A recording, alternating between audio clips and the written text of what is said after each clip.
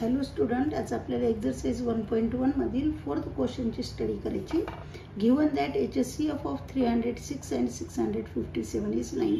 Two numbers आहेत 306 and 605. त्यांचा HCF आहे 9. Find the LCM of 306 and 657. तर आपल्याला त्याच नंबरचा LCM काढायचा आहे. तर आपले जो एक फॉर्म्युला आहे बघा, HCF into LCM is equal to product of two numbers.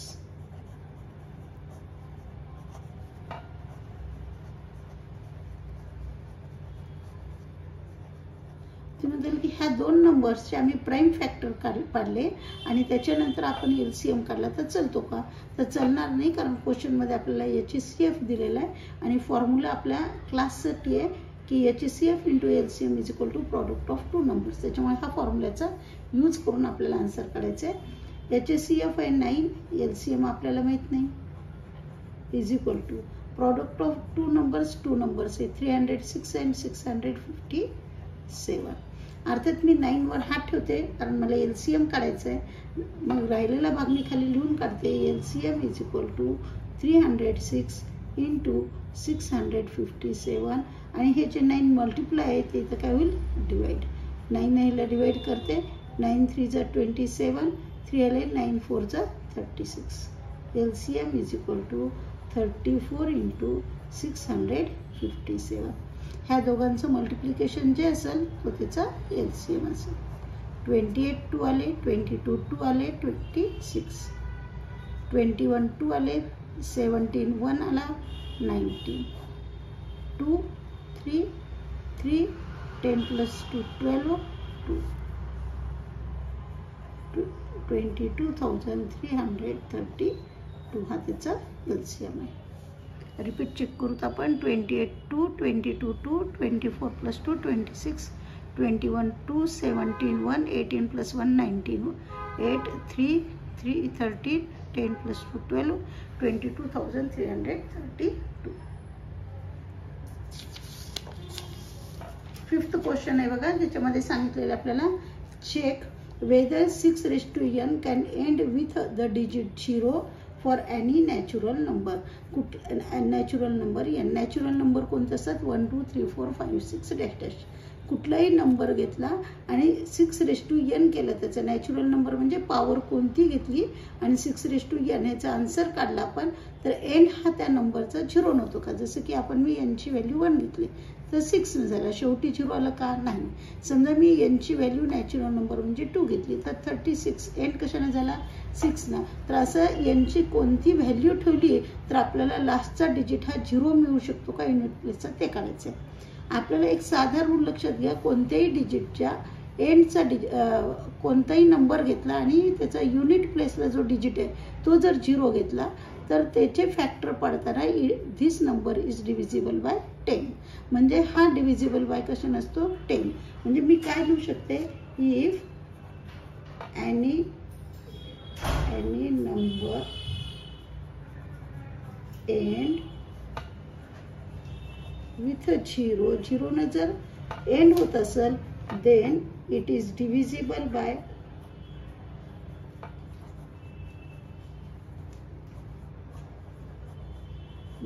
10.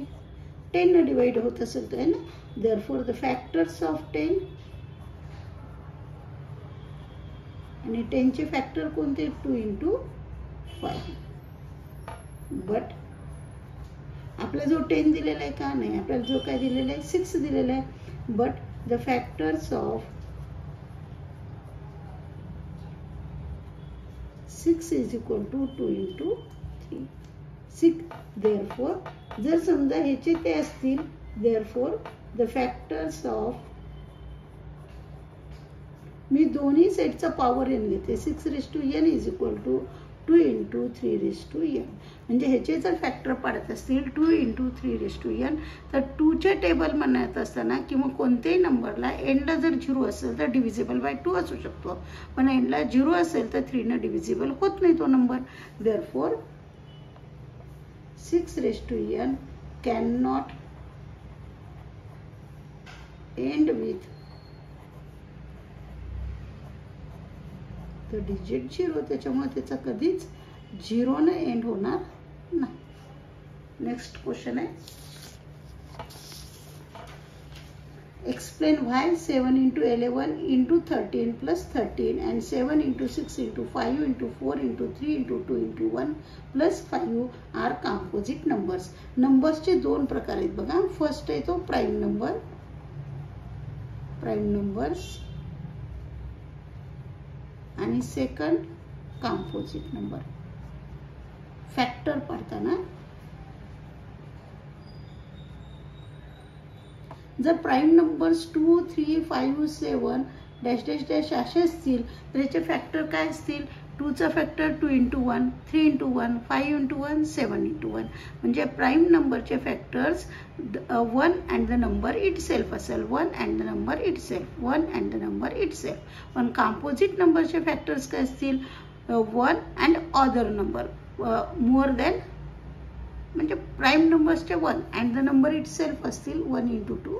तर कंपोजिट नंबर 4 चे फॅक्टर आपण काय लिहितो? 2 into 2. म्हणजे काय झालं? 1 आला का? नाही आला. अदर नंबर आला का किंवा तो नंबर इटसेल्फ आला का? नाही आला. म्हणजे 1 पण येणार नाही अँड द नंबर इटसेल्फ पण येणार नाही. त्याचा आपण त्याला कंपोजिट नंबर म्हणतो. आता बघू आपण याच्यातलं फर्स्ट घेऊ. 7 into 11 into 13 into प्लस 13. ह्याचे दोन ग्रुप करायचे. हा प्लस फ्रेंडचा आहे, प्लसच्या नंतरचा आहे. ह्या दोघातनं 13 कॉमन निघेल.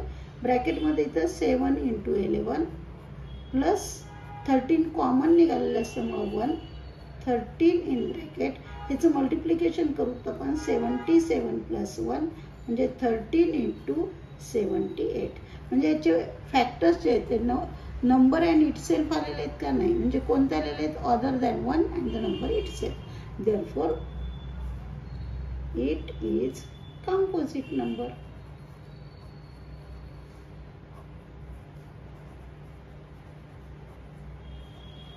सेकंड घेऊ आपण ह्याच्यामधलं दिलेलं 7 into 6 into 5 into 4 into 3 into 2 into 1 plus 5. Group कसा पडायचा? हा इंटूचा आणि प्लसच्या पुढचा. दोघांमधला कोणता नंबर कॉमन आहे? 5. तो बाहेर निघेल. म्हणजे इथं काय आलं? 7 into 6 into 4 into 3 into 1 आणि हे सॉरी प्लस 1. एवढं मल्टिप्लिकेशन करूत आपण. 5 into 7 6 42 into 4 3 12 into 2 म्हणजे 24 into 1 ॲज इट इज. एक मिनिट आपण याला कॅन्सल करू आणि हे घेऊ 5 in bracket 7 into 6 into 4 into 3 into 2 into 1 plus 1. Multiplication कुठपर्यंत करायचे? प्लसच्या साईनच्या अगोदरचं. 5 into 6 4 42, 4 3 12, 12 2 24.